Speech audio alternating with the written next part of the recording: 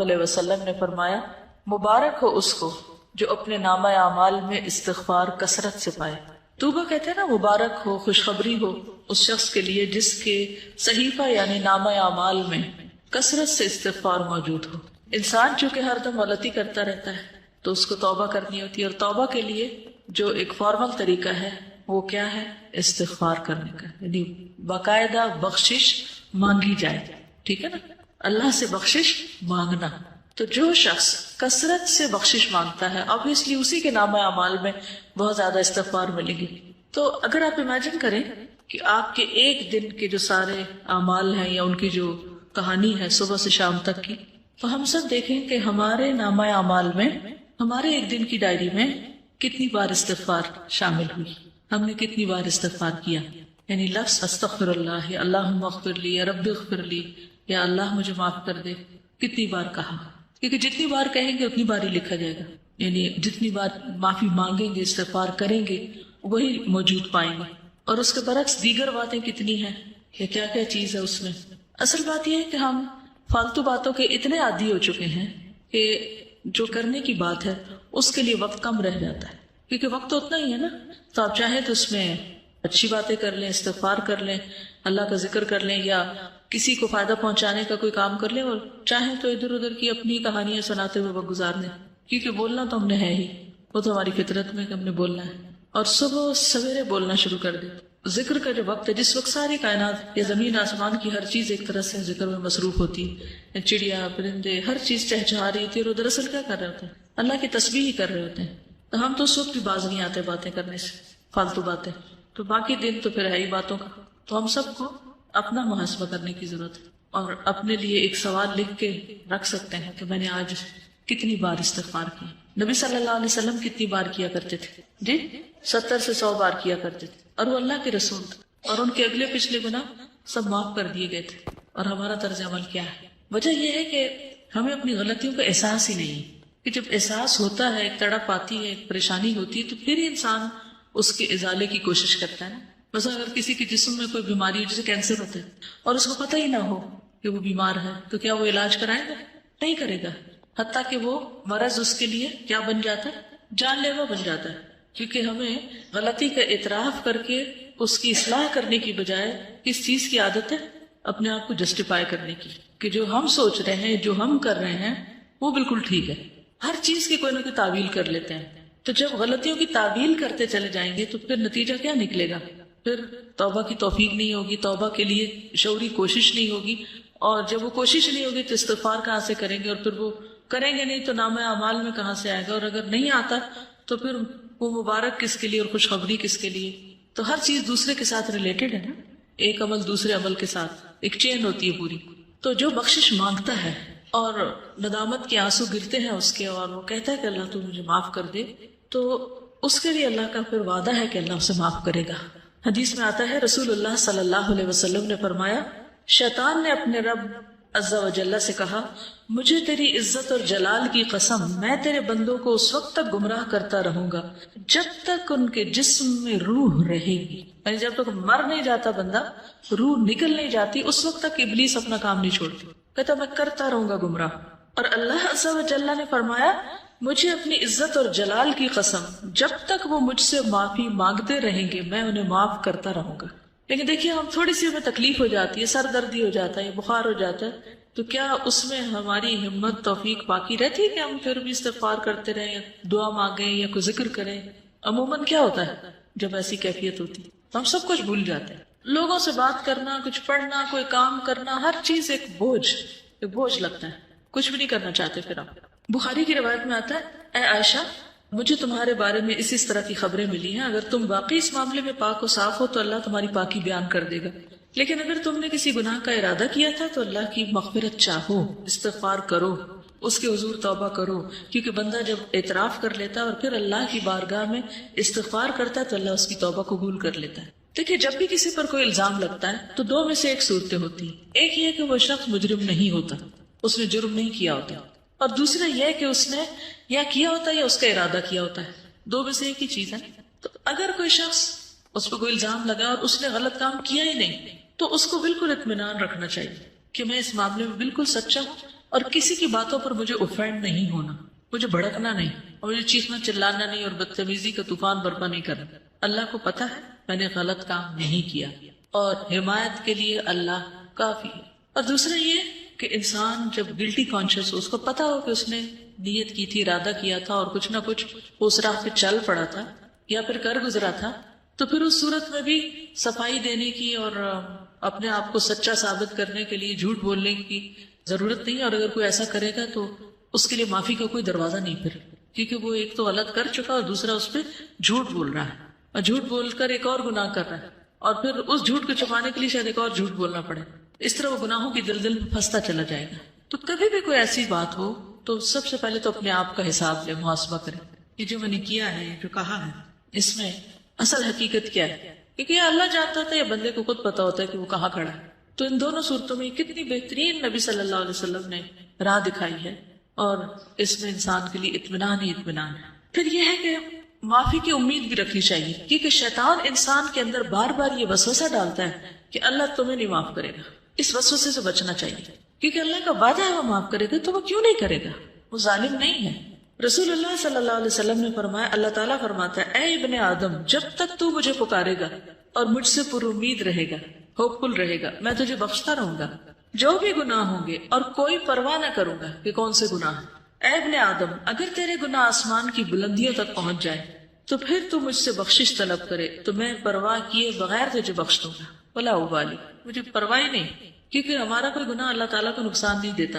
بندے عام طور پر جب بندوں کو معاف نہیں کرتے تو کیوں نہیں کرتے؟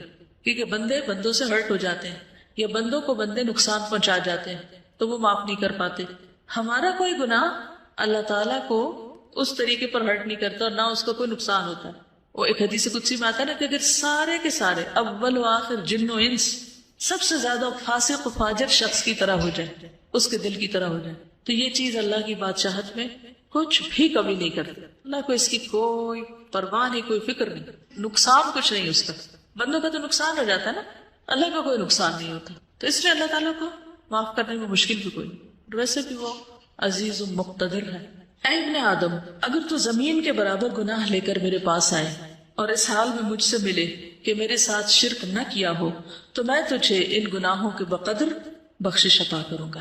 یہ پوری زمین بھی ایک بندے کے گناہوں سے بھر جائے تو بھی اللہ تعالیٰ معاف کر دیتا ہے اگر بندہ سچے دل سے توبہ کرنے والا ہو۔ اس میں وہ مثال بھی آپ یاد رکھیے 99 قتل کرنے والے کی، 99 بندوں کے قاتل کی، اللہ تعالیٰ نے اس کو بھی معاف کر دیا، حالانکہ ابھی وہ اس راہ پہ چلا ہی تھا۔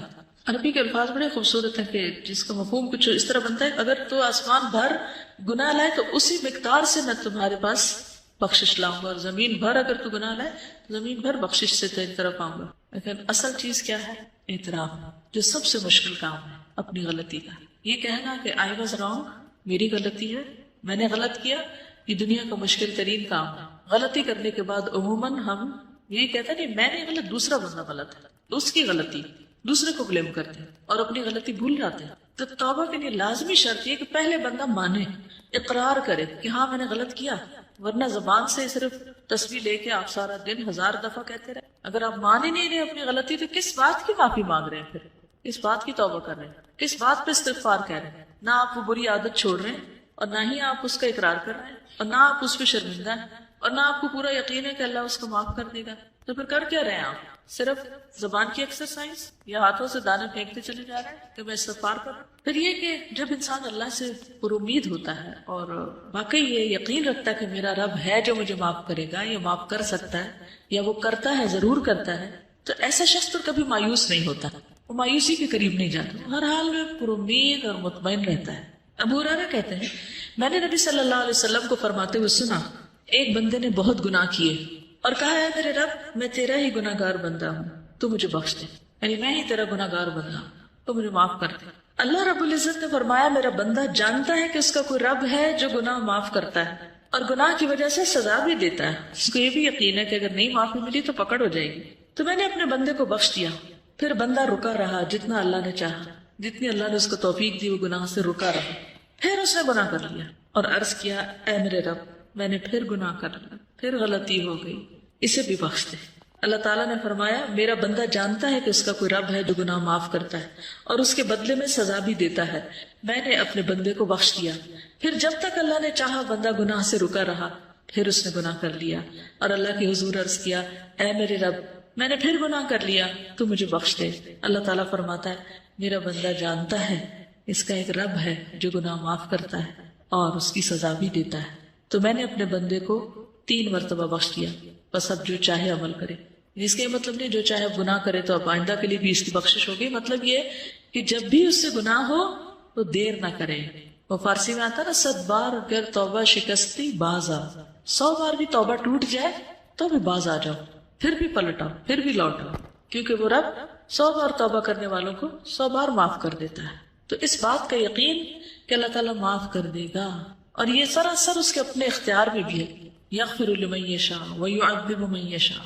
رونا کس بات پہ آنا چاہیے کہ اللہ یہ سب تیرا فیصلہ ہوگا، اگر تو نے معاف نہ کیا تو میرے پاس تو کوئی اور دروازہ نہیں کہ میں وہاں جا کے معافی مانگوں، تجھے کو معاف کرنا ہے اور تو معاف کر دے. تو اس کے لیے تڑپنا بھی چاہیے، یعنی اس کو کھیل نہیں بنا لینا چونکہ اللہ نے معاف کر دینا اس لیے گناہ کر لو اور کرتے چلے جاؤ.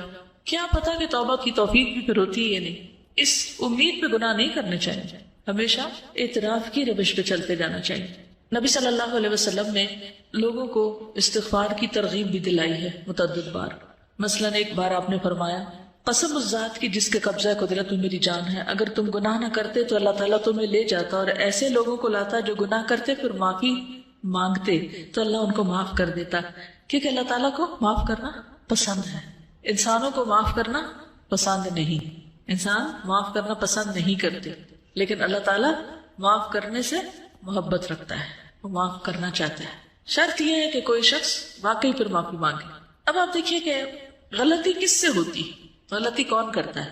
عام روزمرہ زندگی میں دیکھیے کون غلطی کرتا ہے، جو عمل کرتا ہے، جو کوئی کام کرتا ہے. جو کچھ کرے گا اس سے ہی غلطی ہوگی نا، جو کام ہی نہیں کرے گا اس سے کیا غلطی ہونی ہے. ویسے برتن کس سے ٹوٹتا ہے، جو برتن استعمال کرتا ہے، اور جس نے صرف سجا کے رکھے ہوئے الماری میں اس سے تو نہیں ٹوٹے گی، اس کے تو بچے رہیں گے. اسی طرح باقی غلطیوں پر بھی آپ نظر ڈالیے. انسانوں کے حق میں بھی ہم سے غلطیاں کب ہوتی ہیں، جب ہم ان سے تعلق رکھتے ہیں تو پھر ہم سے غلطیاں ہو جاتی ہیں. اور اگر ہم تعلق ہی نہ رکھیں کسی سے، مثلا ایک شخص جو اس وقت سڑک پر جا رہا ہو اس سے ہماری کوئی ناراضگی ہے، ہم نے اس کو کوئی نقصان کیا یا اس کو کوئی دل دکھایا نہیں، کیوں؟ کوئی تعلق ہی نہیں ہمارا اس سے. لیکن اپنی بہن سے پوچھیے، اپنی امی سے پوچھیے، اپنے بھائی سے پوچھیے، اپنے ہسبینڈ سے پوچھیے، اپنے بچوں سے پوچھیے، وہ کیا کہیں گے؟ ان کے پاس ہوں گے آپ کے لیے شکایتیں آپ کے خلاف، یا آپ سے کبھی نہ کبھی ہرٹ ہوئے ہوں گے. کیوں؟ کیا وجہ؟ کیونکہ ان سے تعلق ہے آپ کا. تو اللہ تعالیٰ کو کیسے بندے پسند ہے؟ وہ جو کسی سے تعلق نہ رکھے اور سب سے کٹ کے ایک طرف بیٹھ جائے اور کوئی غلطی نہ کرے، نہ کسی کو ہرٹ کرے، نہ کسی سے کوئی معاملہ کرے، وہ پسند ہے. کون لوگ زیادہ بہتر ہیں؟ جو لوگوں سے ملتے جلتے رہے اور ان کی طرف سے پہنچنے والی تکلیفوں پر درگزر کرے، وہ زیادہ بہتر ہے بنسبت اس کے کہ نہ وہ کسی سے بات کرے نہ کسی کو ہرٹ کرے. تو جب آپ کسی سے معاملہ کریں گے تو ایک دوسرے کی کوئی بات بری بھی لگ جائے گی. اچھا، انسانی نفس بڑا عجیب ہے، بعض اوقات بلا وجہ کسی کی بات بری لگ جاتی ہے اور بعض اوقات کسی کی بڑی بڑی بات کی پرواہ نہیں ہوتی ہے نا ایسے. تو پھر تو ہم نے اپنے آپ کو بھی نہیں سمجھا، ہم خود بھی کسی ایک چیز پر نہیں، ہم تو اپنے لیے بھی معمہ ہیں تو دوسروں کے لیے تو ہے ہی ہے. تو اس لیے کبھی کوئی ہمارے بارے میں مس انڈرسٹینڈ کر جائے تو اس کو ایشو نہ بنائے، ٹھیک ہے؟ تو ایزی رہیں گے، ہین لین سہل قریب. تو ایزی رہنے میں آسانی یہ ہے کہ پھر انسان نہ دوسروں پہ بوجھ ہوتا ہے اور نہ دوسرے اس پہ بوجھ ہوتے ہیں. کسی کو ٹکر لگ جائے، کسی کی کچھ خرابی ہو جائے تو سوری کر لیں، بات ختم، اور چلتے چلے جائیں، آگے بڑھتے جائیں. کرنا اس کے علاوہ کوئی چارہ نہیں اور کوئی طریقہ نہیں کہ آپ زندگی میں پروگرس کر سکیں. آگے بڑھنے کے لیے معاف کرنا ہی پڑے گا، بھولنا ہی پڑے گا. دوسروں کی غلطیاں ایسی چیز نہیں ہوتی کہ جن کو آپ یاد رکھیں، ٹھیک ہے نا؟ یہ یاد رکھنے کی چیزیں نہیں ہیں، لیکن عموماً ہم یاد رکھنے والی چیزیں تو بھول جاتے ہیں، ان میں تو ہمارا حافظہ خراب ہے. اور جو یاد نہیں رکھنا چاہیے وہ ہم بھولتے نہیں، کیونکہ ہم بھولنے دیتے نہیں، ان کی گرہ باندھ کے رکھتے. تو اگر آپ کو بہت ہی شوق ہے کچھ یاد رکھنے کا تو کوئی اچھی چیزیں یاد رکھ لیں تو خود بھی خوش رہیں گے، دوسروں کو بھی خوش رکھیں گے. اسی لیے ہمیں کچھ ڈھنگ کی چیزیں یاد ہی نہیں رہتی کیونکہ ہمارا دماغ کس میں الجھا رہتا ہے. ویسے کتاب آپ کے آگے رکھی ہوئی ہے، صبح ٹیسٹ بھی ہے اور ہاں تو سبق یاد نہیں ہو رہا، کیا وجہ ہے؟ پوچھا کرے رک کر کیا مسئلہ کیا ہے، کیوں ایسا ہو رہا میرے ساتھ. تو کوئی نہ کوئی الجھن ہوگی آپ کے دماغ میں جو اتنی آپ کو الجھائے ہوئی ہوگی کہ آپ کی نظریں بھی الفاظ پہ نہیں ٹک رہی ہوگی. تو کرنا کیا چاہیے ایسے میں جب آپ کو کوئی چیز اتنا زیادہ ڈسٹرب کر دے؟ پھر ہوتے جانا چاہیے. کیا کریں گے؟ اس شخص کو جس نے 99 قتل کیے تھے اسے کیا سجیسٹ کیا تھا؟ جگہ تبدیل کر لو. جی نیک لوگوں کی بستی میں چلے جاؤ. تو ہم کیا کر سکتے ہیں؟ اصل نہیں پڑھی جا رہی نا بات، تو آپ اس وقت بند کر دیں کتاب، اٹھ کے کچھ اور کرنے چلے جائیں. 5 منٹ لے لیں، 10 لے لیں، کچھ اور کام کر لیں. اتنا میں خوب دماغ خالی سوچ بھی لے گا، اور جو کچھ اس میں آ رہا ہے اس الجھاؤ کا کوئی سلجھاؤ ہو بھی جائے گا، اور پھر واپس پلٹ آئے، پھر آ کے فریش کام شروع کر دیں. یہ اس وقت کوئی ایسا کام لے لیں کہ جس میں بہت زیادہ آپ کو ذہنی یکسوئی نہ چاہیے، تھوڑے سے اڑ جائے وہاں سے، اس جگہ کو چھوڑ دیں. غصے کا بھی علاج کیا ہے؟ جگہ چھوڑ دیں، پوزیشن بدل لیں بیسیکلی. ان چیزوں کا بھی علاج یہی ہے کہ آپ ہٹ جائیں وہاں سے. پھر اللہ سبحانہ و تعالیٰ قرآن پاک میں فرماتے ہیں افلا یتوبون الی اللہ ویستغفرونہ، کیا وہ اللہ سے توبہ نہیں کریں گے، استغفار نہیں کریں گے؟ واللہ غفور الرحیم، اور اللہ غفور الرحیم ہے. نبی صلی اللہ علیہ وسلم کو حکم دیا گیا واستغفر اللہ ان اللہ کان غفور الرحیم، اور اللہ سے بخشش طلب کیجیے، اللہ تعالیٰ یقیناً بہت بخشنے والا، رحم فرمانے والا ہے. سب لوگوں کو حکم دیا گیا توبوا الی اللہ جميعا، اور وان استغفروا ربکم ثم توبوا الیہ. سورۃ ہود میں ہود علیہ السلام نے اپنی قوم کو کہا تھا کہ اپنے پروردگار سے معافی مانگو اور اس کے حضور توبہ کرو. پھر نوح علیہ السلام نے بھی کہا فقلت استغفروا ربکم انہ کان غفارا یرسل السماء علیکم مدرارا. ہود علیہ السلام نے کہا وَيَا قَوْمِ اسْتَغْفِرُوا رَبَّكُمْ ثُمَّ تُوبُوا إِلَيْهِ. شعیب علیہ السلام نے کہا وَاسْتَغْفِرُوا رَبَّكُمْ ثُمَّ تُوبُوا إِلَيْهِ. نبی صلی اللہ علیہ وسلم نے اپنی قوم کو استغفار سکھائی نہیں، اپنے لوگوں کو. نبی صلی اللہ علیہ وسلم کے پاس جب کوئی آ کے یہ کہتا ہے یا رسول اللہ صلی اللہ علیہ وسلم جب میں اپنے پروردگار سے دعا کروں تو کیا کہا کروں؟ تو آپ نے فرمایا کہو اللہم اغفر لی وارحمنی واہدنی وارزقنی، اے اللہ مجھے معاف کر دے، مجھ پر رحم فرما، مجھے ہدایت دے، مجھے رزق دے. اس کے بعد آپ نے انگوٹھے کو نکال کر باقی 4 انگلیوں کو بند کر کے فرمایا یہ 4 چیزیں دنیا اور آخرت دونوں کی جامع ہیں، یعنی جس کو یہ 4 چیزیں مل گئی اس کو دنیا آخرت سب کچھ مل گیا. 2 سجدوں کے بیچ میں ہم یہ دعا پڑھتے ہیں، ٹھیک ہے؟ تو تھوڑا شعوری طور پر پڑھنے کی کوشش کریں کیونکہ اس میں دنیا اور آخرت کی بھلائیاں ہیں اس دعا میں. اور ویسے بھی دعا کرتے وقت اگر انسان استغفار کرتا ہے تو ایک طرح سے پہلے اس کے گناہ دھل جاتے ہیں، پھر اس کے بعد اللہ کا قرب مانگتا ہے، اللہ کی محبت مانگتا ہے، باقی چیزیں مانگتا ہے. تو یہ ایسے ہی ہے کہ جیسے انسان پہلے نہائے دھوئے پھر خوشبو لگائے، ٹھیک ہے؟ نبی صلی اللہ علیہ وسلم اسلام قبول کرنے والے کو سب سے پہلے استغفار سکھاتے تھے. یہ صحیح مسلم کی روایت ہے. کان رسول اللہ صلی اللہ علیہ وسلم یعلم من اسلم یقول اللہم اغفر لی وارحمنی واہدنی وارزقنی. ٹھیک ہے، جب کوئی مسلمان ہوتا تو آپ اس کو یہ کلمات سکھاتے کہ یہ مانگو. پھر ایمان والوں کی صفت بھی یہی ہے وبالاسحار هم یستغفرون والمستغفرین بالاسحار، سورۃ آل عمران میں آتا ہے. خاص طور پر عورتوں کو استغفار کا حکم دیا گیا. حدیث یاد ہے کسی کو؟ اور کیوں دیا گیا؟ صحیح مسلم کی روایت ہے رسول اللہ صلی اللہ علیہ وسلم نے فرمایا اے عورتوں کے گروہ صدقہ کرتی رہا کرو اور کثرت سے استغفار کرتی رہا کرو. یعنی ہم خواتین کو اور بھی زیادہ استغفار کی ضرورت ہے کیونکہ میں نے دوزخ والوں میں زیادہ تر عورتوں کو دیکھا ہے. ان عورتوں میں سے ایک عقل مند عورت نے عرض کیا کہ ہمارے کثرت سے دوزخ میں جانے کی وجہ کیا ہے؟ ان سے سوال کیا. آپ نے فرمایا تم لعنت کثرت سے کرتی، یعنی لعن تان، دوسروں کو بلیم کرنا، دوسروں کو برا بلا کہنا، اور اپنے خاوند کی ناشکری کرتی.